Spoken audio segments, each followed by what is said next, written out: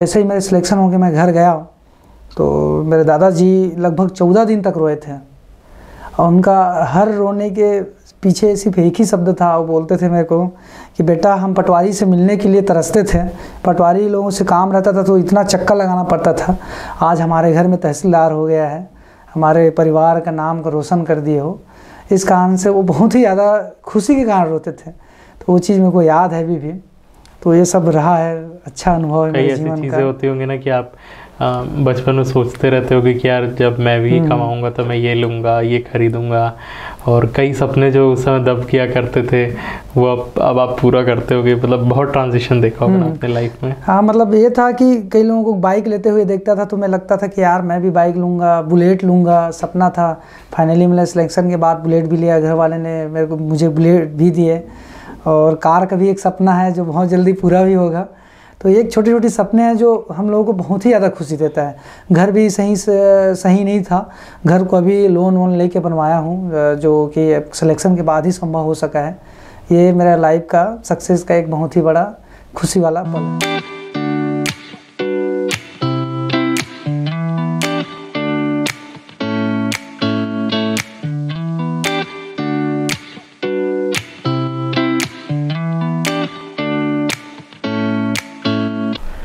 Hello everyone, welcome to yet another episode of Mentors ज्ञान।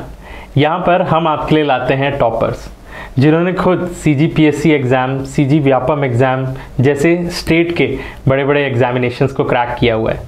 आज हमारे साथ एक ऐसे ही लेजेंड बैठे हुए हैं जो मतलब परसिस्टेंस की एक बहुत बड़ी मिसाल है। कई बार सिलेक्ट नहीं हुए पर हार नहीं माने। आज हमारे साथ हैं मोहन साहू जी। कैसे हैं आप? अच्छा हूँ, बढ़िया हूँ सर। आपके बारे में बहुत सुना हुआ है कि मतलब इतना सब कुछ स्ट्रगल करने के बाद आप यहाँ पर पहुँचे हुए हैं। हम चाहते हैं कि आज आप अपने सारे सीक्रेट्स शेयर करें और अपनी पूरी लाइफ जर्नी बताएं, क्योंकि ना ये वीडियो यहाँ पर रहेगा, कई लोग इसको देखेंगे और सोचेंगे कि ये अगर कर सकते ना तो मैं भी कर सकता हूँ।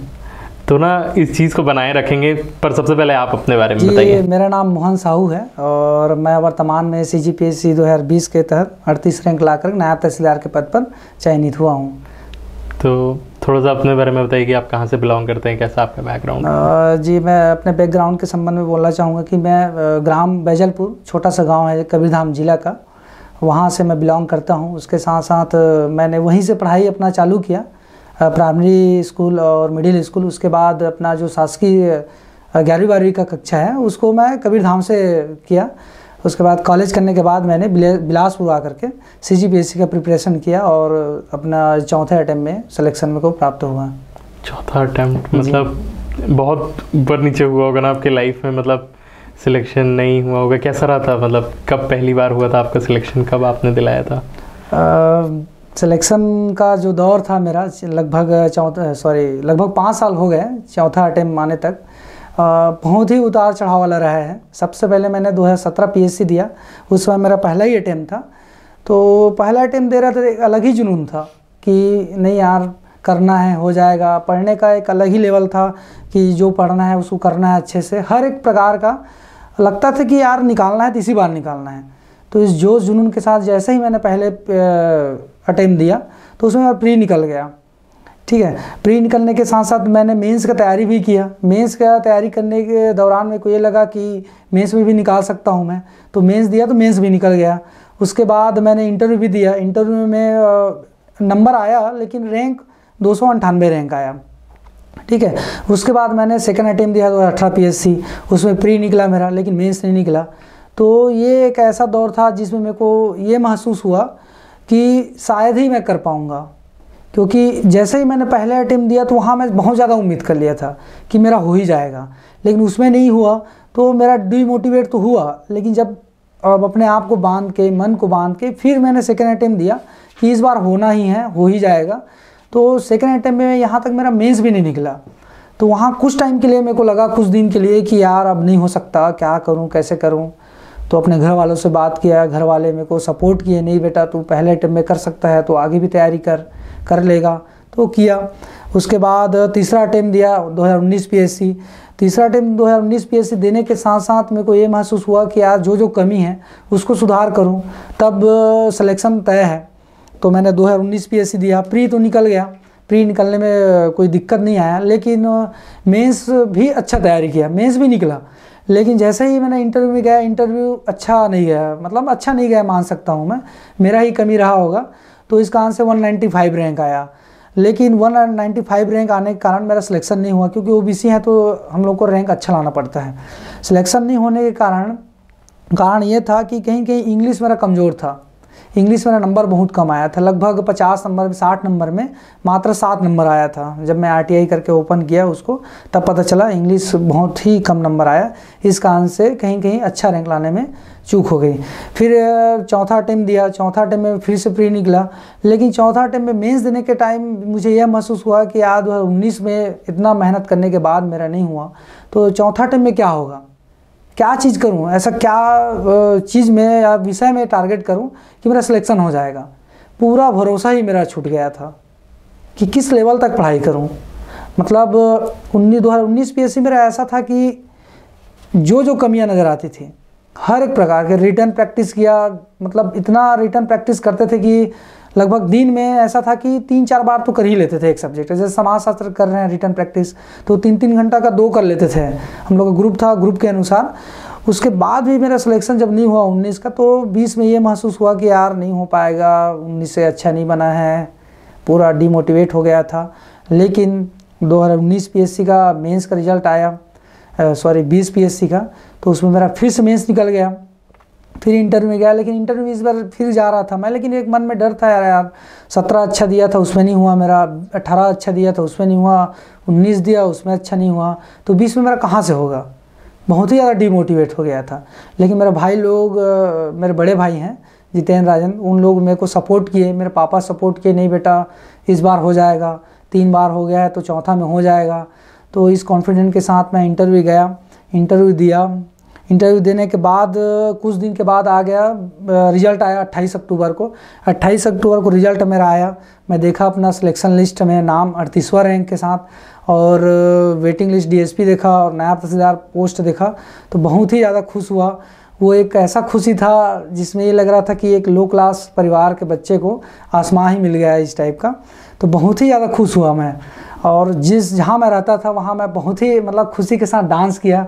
अपने पापा को रोते हुए मैं फ़ोन किया कि पापा फाइनली मैं सिलेक्शन ले लिया हूँ, आप लोग आ जाइए, मैं आप लोगों के साथ घर जाना चाहता हूँ करके। तो पापा लोग आए उसी रात को, भैया लोग पूरा आए, कार बुक कर जैसा भी करके मैनेज करके इधर उधर रात को 11-12 बजे मिठाई उठाई लेके मैं घर गया। और मम्मी पापा के साथ जो टाइम स्पेंड किया वो दिन, उसके बाद मेरा लाइफ मतलब बहुत ही चेंज हो गया। लोगों का सोचने का नज़रिया मेरे प्रति चेंज हो गया। तो ये रहा है मेरा जर्नी। सही, आज आपकी आंखों में वो दिखने लग गया कि उस दिन को आप जीने लग गए। कितनी सारी चीज़ें हुई होंगी उस दिन, क्या क्या आपने देखा होगा। इसके साथ साथ एक चीज़ और मेंशन करना चाहूँगा सिलेक्शन खुशी के संबंध में, मेरे दादाजी के बारे में। मेरे दादाजी अभी एजेड हैं, 65 ईयर के हैं। तो मेरे दादाजी बहुत ही ज़्यादा संघर्ष किए हैं। पहले वो गुलाम मान सकते हैं, क्योंकि किसी और के यहाँ वो नौकरी करते थे, मतलब रोजी में 4 पैसा 5 पैसा इस रोजी में काम करते थे दादाजी। तो जैसे ही मेरे सिलेक्शन हो के मैं घर गया, तो मेरे दादाजी लगभग 14 दिन तक रोए थे। और उनका हर रोने के पीछे सिर्फ एक ही शब्द था, वो बोलते थे मेरे को कि बेटा हम पटवारी से मिलने के लिए तरसते थे, पटवारी लोगों से काम रहता था तो इतना चक्कर लगाना पड़ता था, आज हमारे घर में तहसीलदार हो गया है, हमारे परिवार का नाम को रोशन कर दिए हो। इस कारण से वो बहुत ही ज़्यादा खुशी के कारण रोते थे। तो वो चीज़ मेरे को याद है अभी भी। तो ये सब रहा है, अच्छा अनुभव है मेरे जीवन का। चीज़ें होती होंगी ना कि आप बचपन में सोचते रहते होगे कि यार जब मैं भी कमाऊंगा तो मैं ये लूँगा, ये खरीदूंगा, और कई सपने जो उस समय दब किया करते थे वो अब आप पूरा करते होगे। मतलब बहुत ट्रांजिशन देखा होगा अपने लाइफ में। हाँ, मतलब ये था कि कई लोगों को बाइक लेते हुए देखता था तो मैं लगता था कि यार मैं भी बाइक लूँगा, बुलेट लूँगा, सपना था। फाइनली मैंने सिलेक्शन के बाद बुलेट भी लिया, घर वाले ने मुझे बुलेट भी दिए। और कार का भी एक सपना है जो बहुत जल्दी पूरा भी होगा। तो एक छोटी छोटी सपने हैं जो हम लोगों को बहुत ही ज़्यादा खुशी देता है। घर भी सही नहीं था, घर को अभी लोन वोन लेके बनवाया हूँ, जो कि सिलेक्शन के बाद ही संभव हो सका है। ये मेरा लाइफ का सक्सेस का एक बहुत ही बड़ा खुशी वाला पल है। ये आप सब लोगों के लिए भी एक मैसेज है कि ना, अगर आप अपने सिचुएशन से बाहर निकलना चाहते हैं ना, तो एजुकेशन ही एक ऐसी चीज़ है ना जो आपको इस पोजीशन से, आपके करंट पोजीशन से आपको बाहर निकाल सकता है। रुकिए मत, फेलियर्स आएंगे क्योंकि वो परीक्षा लेता है ना, ऊपर वाला भी तो परीक्षा लेता है कि कितना है आपके अंदर दम, उस चीज़ को आप उस चीज़ का हक रखते हैं कि नहीं। सर को देखिए, सिलेक्शन होता रहा, कई बार इनको लास्ट में तो यही लगा कि अब तो छोड़ ही देते हैं, मतलब अब तो ये हर बार का हो गया। बीच में तो ये सोच लिया था कि नहीं होगा यार, फाइनल सामान पैक करना है, निकलना है ना। तो अब सामान न ले जाऊं करके कोचिंग में पढ़ाना भी चालू कर दिया था, चलो कुछ तो मिले। कल परीक्षा कोचिंग में पढ़ाना भी चालू कर दिया था मनीष सर के सानिध्य में। तो ऐसा था कि नहीं हो पाएगा, फाइनली मैं मतलब सोच ही लिया था ऐसा है, कहीं भी कॉन्फिडेंट नहीं था। जबकि मैं मेंस दिया था 20 का, मेंस दे चुका था, उसके बाद भी मन में था कि यार 19 तो इतना अच्छा दिया हूँ मैं, उसमें नहीं हुआ तो फिर 20 में क्या कर सकता हूँ, क्या ऊपर वाले की मर्जी रहती है। तो हाँ, ये है, मान सकते हैं कि एक चीज़ और बोलना चाहूँगा मैं अपने जो भी विद्यार्थी हैं जो तैयारी कर रहे हैं, जब तक आप असफल नहीं होते अपने मार्ग में, तब तक आप सफलता का मज़ा नहीं ले सकते। आपको असफल होते हैं तभी आपको सफलता का मज़ा आएगा। जैसे मुझे महसूस हो रहा है सफलता कितना वैल्यूएबल है, मैं 3 बार असफल होने के बाद ही महसूस कर पा रहा हूँ। तो ये चीज़ है कि कभी भी आप असफल होते हैं तो कभी भी ये मत सोचिए कि मैं असफल हो गया तो सफल होऊंगा कि नहीं होऊंगा, निश्चित होंगे आप। बस आप कॉन्फिडेंट बना के तैयारी करते रहिए, सही दिशा के साथ तैयारी करते रहिए और सिलेक्शन तय है फिर। जी बहुत चार्ज अप लग रहा है ये एकदम माहौल, कितनी सारी चीज़ें हम लोग यहाँ पे डिस्कस कर रहे हैं। आपसे और भी चीज़ें जाननी है मुझे। थोड़ा सा ये बताइए कि अगर कोई एक स्टूडेंट है, ठीक है, उसको प्रीलिम्स के लिए तैयारी करनी है तो कैसे स्टार्ट करना चाहिए? क्योंकि कई लोग आते हैं, कुछ नहीं पता रहता है, कई बार कोचिंग इंस्टीट्यूट में ज्वाइन हो जाते हैं, फिर वहाँ भी उन लोगों को समझ में नहीं आता है। तो कोई एक अगर नया बंदा कहीं से भी आ रहा है तो उसको आप क्या कहेंगे कि कैसे तैयारी शुरू करनी चाहिए? जी, मैं अपने बारे में बताना चाहूँगा कि मैंने कैसे तैयारी चालू किया, ताकि जो आने वाले विद्यार्थी उन लोगों को भी एक समझ स्थापित हो कि आगे अपना पीएससी तैयारी कैसे करें। सबसे पहले जब मैंने यहाँ आया, मतलब यहाँ बिलासपुर में, तो कल परीक्षा नाम का एक कोचिंग है, मनीष सर चलाते हैं, वहाँ मैंने एडमिशन लिया। तो वहाँ जब मैं पढ़ना चालू किया तो शुरुआत में अपना बता रहा हूँ, क्योंकि मेरा इंग्लिश बहुत ही ज़्यादा वीक था, बहुत ही ज़्यादा। मैं इस चीज़ को स्वीकार करता हूँ हमेशा, है ना। मैं अपना जो कमजोरी उसको कभी छिपाया भी नहीं हूँ, ये मेरा भी एक खासियत है, मतलब सक्सेस का भी एक की पॉइंट है मेरे लाइफ का। तो जैसे ही मैं यहाँ आया तो 2 महीना हो गया था, मैं प्री कर रहा था, मेरे को पीएससी का फुल फॉर्म पता नहीं था, है ना, कि पीएससी मतलब क्या होता है, पब्लिक सर्विस कमीशन, मतलब उसका फुल अर्थ पता नहीं था मेरे को, ठीक है। तो एक था, उसके बाद जैसे जैसे मैंने आगे पढ़ना चालू किया, ठीक है, 2 महीना हुआ, 3 महीना हुआ, फिर सिलेबस नाम का कोई सक्सेस पर्सन थे, उनके मुंह से सुना सिलेबस नाम का कुछ चीज़ होता है, ठीक है। उसके बाद मैंने ये चीज़ सुना कि छत्तीसगढ़ का इतिहास अलग होता है, इंडिया का इतिहास अलग होता है। मतलब जैसे धीरे धीरे सीखा, जो अमूमन जो नया आते हैं उन सबको यही रहता है कि ज़्यादा आइडिया रहता नहीं है, तो धीरे धीरे आइडिया लगता है। तो जैसे ही मैं आया, 2 महीना हुआ, 3 महीना हुआ, तो मेरे को सिलेबस के संबंध में एक जानकारी मिला। बस ये सुना कि सिलेबस है, सिलेबस को पढ़ो, प्री निकलता है, मतलब प्री निकलता है, मेंस निकलता है, सिलेक्शन लेता है। अब मैंने ये सोचा कि सिलेबस कहाँ मिलेगा, दुकान से लिया सिलेबस को फिर चेक किया कि सिलेबस में क्या क्या चीज़ है। उसके बाद सेकंड चीज़ मेरा बहुत ही इंपॉर्टेंट स्टेप था, क्वेश्चन पेपर देखना। जब तक आप सिलेबस नहीं देखोगे, क्वेश्चन पेपर नहीं देखोगे, तब तक आप कभी भी ये नहीं जान पाओगे कि क्वेश्चन का पैटर्न कैसे है, कि पढ़ना क्या चीज़ है, सिलेक्शन कैसे लेना। ये सभी चीज़ें तभी क्लियर हो पाएगा जब आप सिलेबस को जानेंगे और क्वेश्चन पेपर को जानेंगे। तो मैं जैसे ही 4था महीना हुआ मेरा कोचिंग का, सिलेबस चेक किया, सिलेबस में मेरे पास आ गया कि प्री में क्या क्या पढ़ना, पता चल गया मेरे को।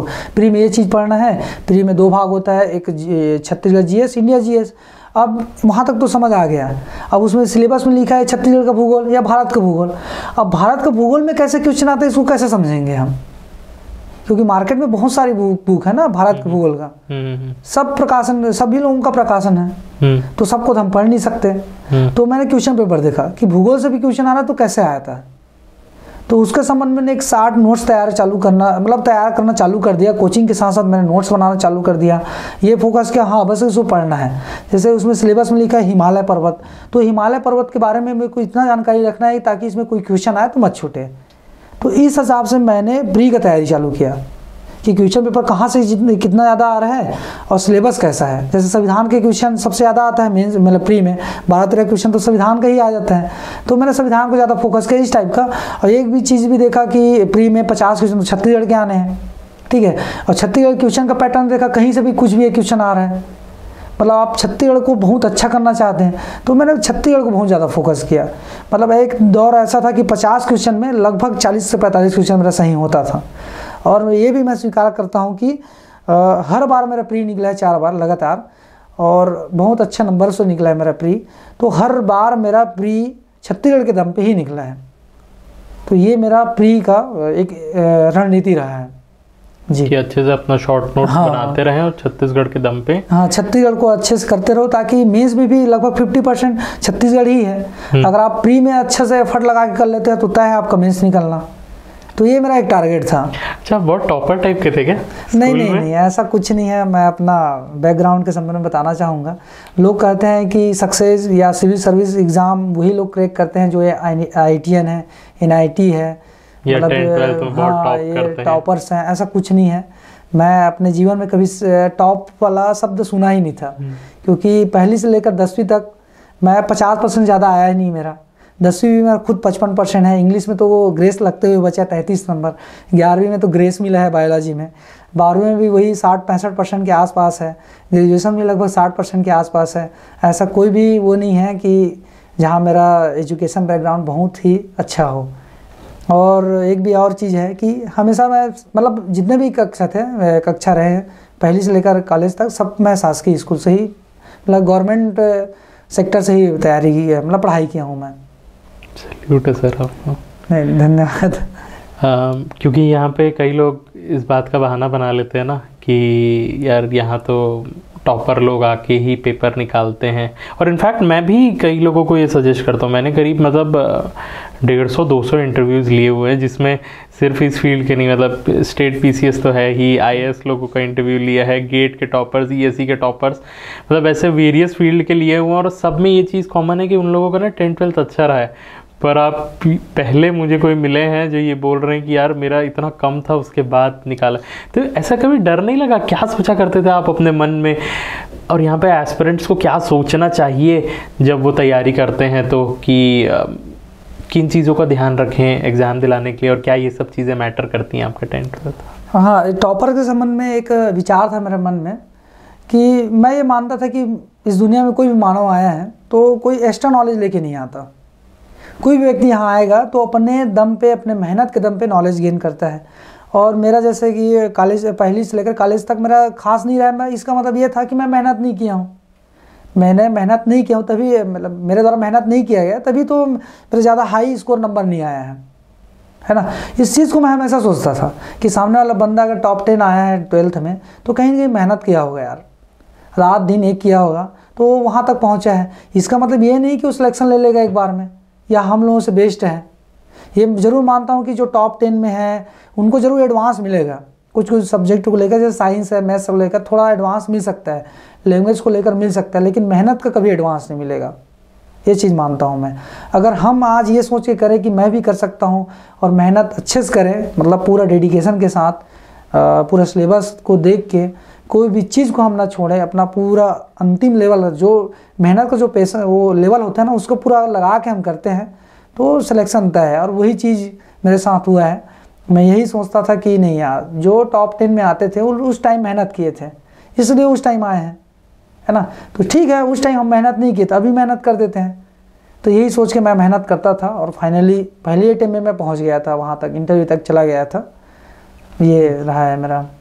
बहुत ज़्यादा मोटिवेटिंग हो गया। मतलब आप एक बहुत ही डिफरेंट पर्सन आए हुए हैं यहाँ पर बताने के लिए, एंड इस चीज़ के लिए थैंक यू कि आपने टाइम निकाला और ये सोचा कि यार मुझे भी अपनी कहानी बतानी है।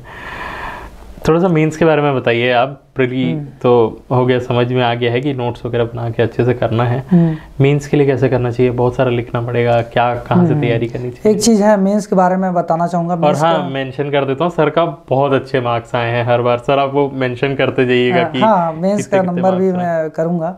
सबसे पहले जब मैं अपना मेंस का स्ट्रेटजी बताना चाहूँगा। जैसे ही मैंने 6 महीना हुआ लगभग प्री का, तो मैंने महसूस किया कि ये चीज़ मेरे को पता चला कि यार प्री निकाल रहे तो कोई मतलब नहीं है अगर आपका मेंस तैयारी नहीं है तो। ये चीज़ मैंने फील किया। तब 6 महीने के बाद मैं ये कॉमन चीज़ खोजना चालू कर दिया कि मेंस और प्री में क्या कॉमन है। जैसे ही 6 महीने मैंने प्री किया, उसके बाद जस्ट ज़्यादा टाइम वेस्ट प्री में ही नहीं किया मैं, है ना, क्योंकि मेरे को लगा कि यार जो चीज़ मेंस, अगर मैं मेंस और प्री में कॉमन है, अगर मेंस को मैं अच्छे से करूँगा तो मेंस तैयारी होगा तो बोनस है, उसके साथ साथ प्री तो तैयारी होना ही है, ठीक है। तो मैं कॉमन चीज़ देखा, सबसे पहले कॉमन चीज़ क्या देखा, छत्तीसगढ़। छत्तीसगढ़ पूरा लगभग 50% है, मतलब मेंस में भी है और प्री में भी है। अब एक चीज़ और नया आ गया मेरे माइंड में, सिलेबस आ गया, मेंस का भी सिलेबस देखना चालू कर दिया मैं कि मेंस का सिलेबस क्या क्या चीज़ है।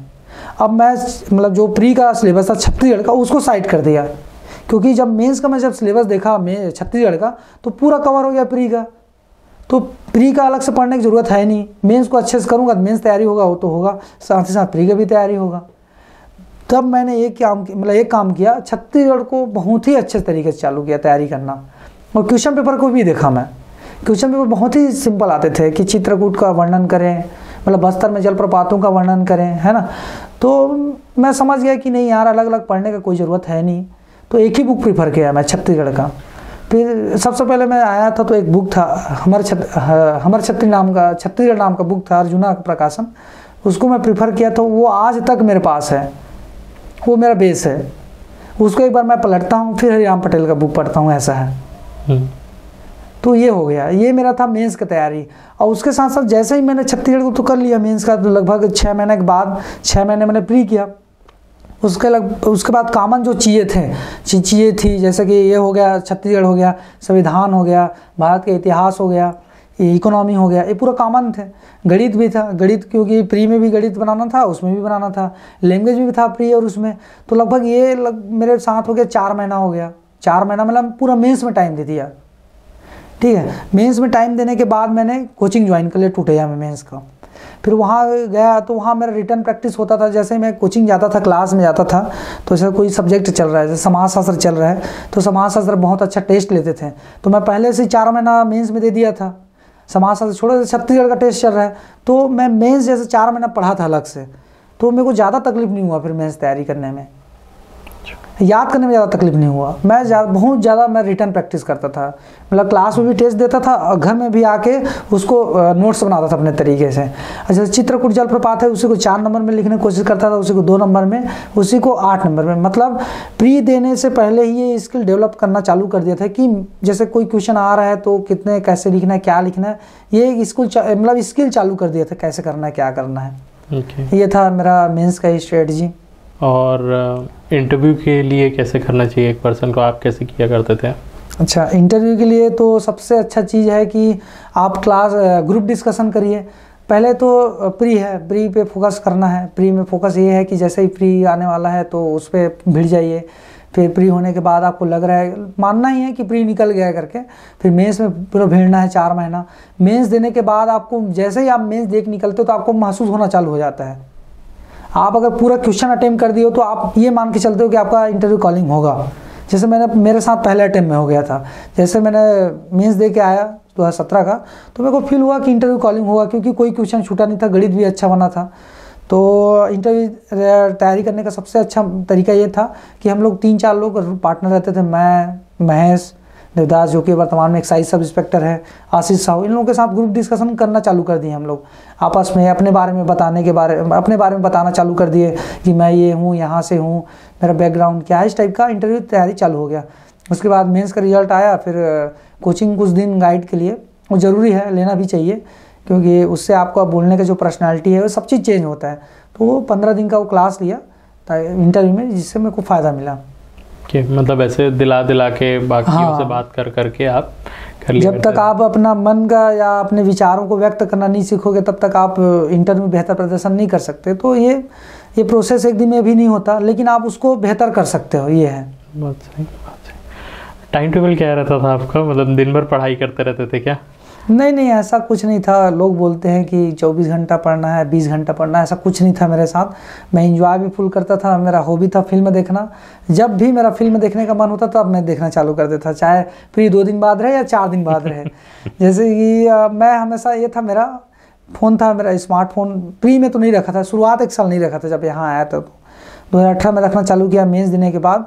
हर दिन एक मूवी देखता था मैं, हर दिन पढ़ता था। 6 से 7 घंटा पढ़ाई करो, 7 घंटा मेरे हिसाब से सफिशियंट है ना। जब आप कोचिंग नहीं जा रहे हो तो 7 घंटा सफिशियंट है। 2 से 3 घंटा रिटर्न प्रैक्टिस करिए और 2 सब्जेक्टों को लेके चलिए। मैं जैसे चलता था उसको बता रहा हूँ मैं अपने साथ लेके चलता था। सुबह टाइम अपना क्या बोलते हैं छत्तीसगढ़ पढ़ता था 2 घंटा, क्योंकि पहले से मेरा प्रिपरेशन हो चुका था, तो उसी को 2 घंटा लिखता था मैं। 4 घंटा छत्तीसगढ़ का और 3 घंटा इंडिया जीएस का। जैसे संविधान है, संविधान का कुछ टॉपिक अच्छे से करो 1-2 घंटा, उसी को 1-2 घंटा लिखो। ये मेरा रूटीन था। उसके साथ साथ जैसे खाना खाने के बाद कुछ टाइम बच रहा है तो लैंग्वेज देख लो। ये मेरा रूटीन था। लगभग 7 से 8 घंटा मेरा पढ़ाई होता था।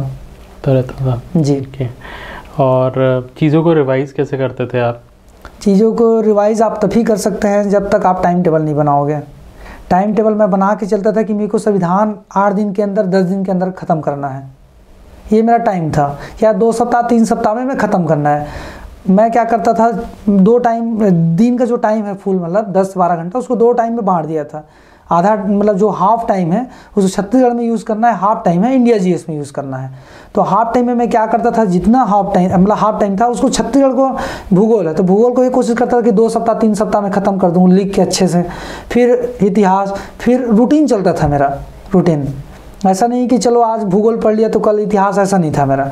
जब तक मैं भूगोल को अच्छे से नहीं करता था, चाहे 2 सप्ताह लगे 3 सप्ताह लगे, तब तक मैं नेक्स्ट टॉपिक में नहीं जाता था। वैसे सेम मेरा मतलब इंडिया जीएस में था। संविधान जैसे पढ़ रहा हूँ, 2-3 घंटा संविधान करके 10 दिन 12 दिन में ख़त्म करो उसको अच्छे से।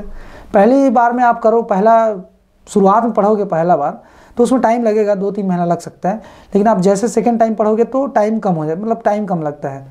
तो 1 महीना में संविधान ख़त्म करो, फिर इकोनॉमी, इस टाइप का मेरा रूटीन चलता था। ओके, मतलब ऐसे बार बार आप जी, उससे रिवाइज भी होता था सही समय पे। 2 महीना 3 महीने में एक सब्जेक्ट दोबारा रिवाइज हो जाता था।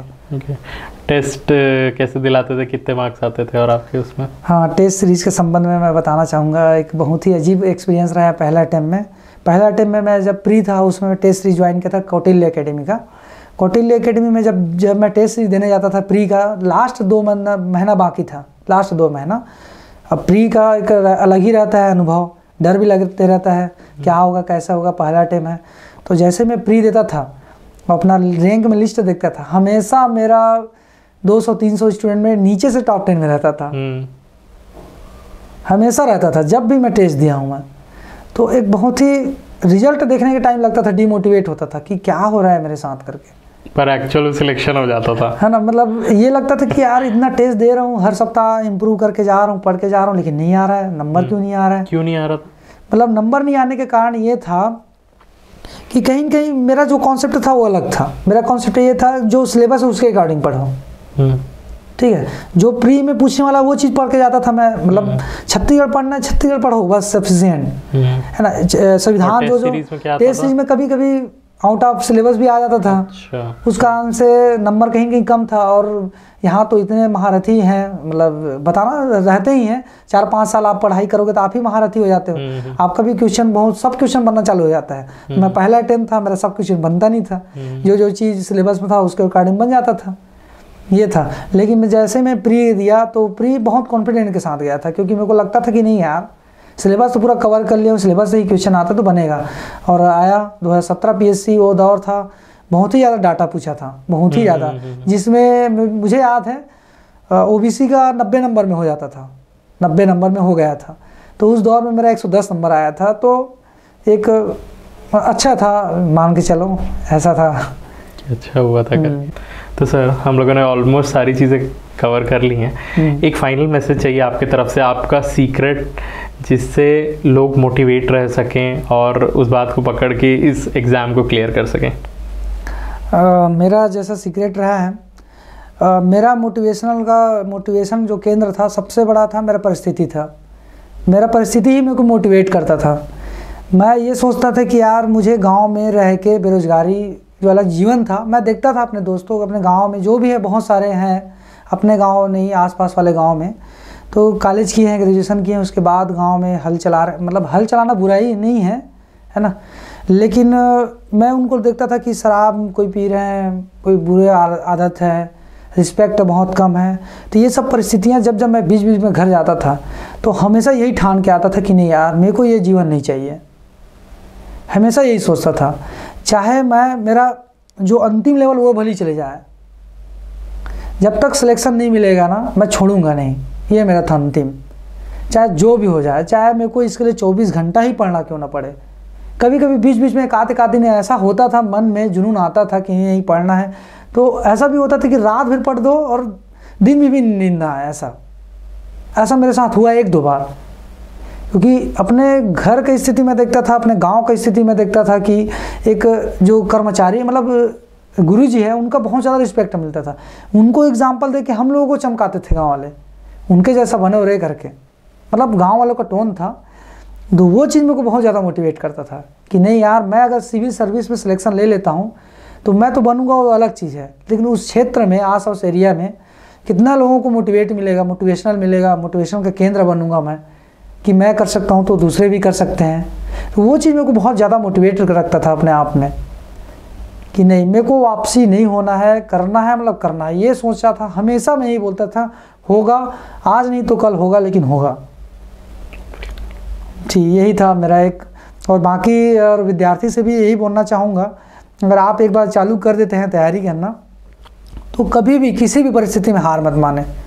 उस जहाँ भी आपको हार मिल रहा है ना, उस हार के कारण को जानने की कोशिश करें, न कि ये मत सोचे कि वो आपको किस्मत मत बनाए। उसको, जो भी आपको हार मिल रहा है उसको अपना किस्मत ना बनाए, बल्कि उसको अपना एक मार्ग के रूप में देखिए कि आप जिस मार्ग में गए वो मार्ग आपका सही साबित नहीं हुआ, उस मार्ग को चेंज करो। मतलब पढ़ने का जो डायरेक्शन है आपका, कहीं न कहीं आप पढ़ने में कहीं मिस्टेक किए हो, या किसी की प्रिपरेशन के टाइम में लगा होगा कि कुछ मिस्टेक कर दी, उस चीज़ को चेंज करो आप, न कि अपने सपने को। जो आप एक सपना लेके आ रहे सिविल सर्वेंट बनने का, लाखों बच्चों में से आपको एक टॉपर्स की लिस्ट में आना है, तो छोटी छोटी हारों से वापसी नहीं होना चाहिए। मेरा एक दौर था, मैं अपना पर्सनली बता रहा हूँ, हार या सफलता एक ऐसा चीज़ होता है जो बड़े से बड़े हिम्मती लोगों को ना वापस कर देता है। मेरा भी एक समय आया था जब सेकेंड अटेम्प्ट मेरा मेंस नहीं निकला, तो एक ऐसा लगा कि मेरा रूम पार्टनर इंटरव्यू दे रहा है, सिलेक्शन ले रहा है, लेकिन मेरा नहीं हुआ। मतलब वो दौर ऐसा दौर था कि 1-1 घंटा 1-1 साल के रूप में बीतता था मेरा, ठीक है, क्योंकि 18 का मेंस जैसे आता है, उसके बाद नेक्स्ट प्री देने के लिए लगभग 6 से 7 महीना होता है। तो एक मन में उताला पड़ रहा था कि कब प्री आए, कब प्री से प्री दें, कब सिलेक्शन हो, कब खुद को साबित करें। तो दौर इतना दौर था कि कभी कभी ये लगता था कि यार अब मतलब मुख किसी को मत दिखाऊं, ऐसा भी फील होता था कभी कभी, क्या बोलूँ, किससे क्या बोलूँ। ये मेरा दौर था। ऐसा भी दौर आता है, लेकिन इससे अगर आप ऊपर आ जाते हैं, अगर आप अपने सपनों को इन सभी चीज़ों से ऊपर रखते हैं कि मेरा सपना पूरा करना है, चाहे हार जैसा भी हो, जिस लेवल का भी हो, तो आप एक दिन सक्सेस होते हैं। और सपना देखिए और सपनों के पीछे भागिए, असफलता से बिल्कुल भी न डरिए।